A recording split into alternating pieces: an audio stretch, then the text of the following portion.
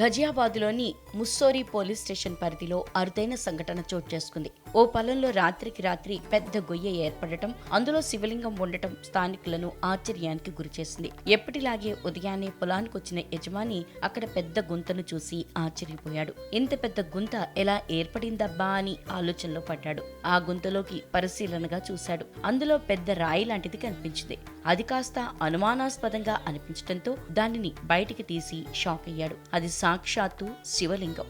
ఈ విషయం గ్రామస్తులకు తెలియడంతో ఆ శివలింగాన్ని దర్శించుకునేందుకు క్యూ కట్టారు. ముబారిక్పూర్ దాసా గ్రామంలో ఈ అరుదైన సంఘటన చోటు చేసుకుంది. నిజానికి పిడుగుపాటు వల్ల ఈ పొలంలో పెద్ద గుంత ఏర్పడింది. ఉదయాన్నే తన పొలానికొచ్చిన ఆ యజమాని ఆ గుంతలో ఏముందోనని టార్చ్ వేసి చూశాడు. అందులో శివలింగం కనిపించింది. దానిని బయటికి తీయగా ఆ శివలింగానికి 3 గీతలతో కూడిన త్రిపుండి చిహ్నం కూడా ఉంది. వ్యవసాయ క్షేత్రంలోని గొంతులో శివలింగం కనిపించడంతో స్థానికులు పెద్ద ఎత్తున అక్కడికి చేరుకున్నారు.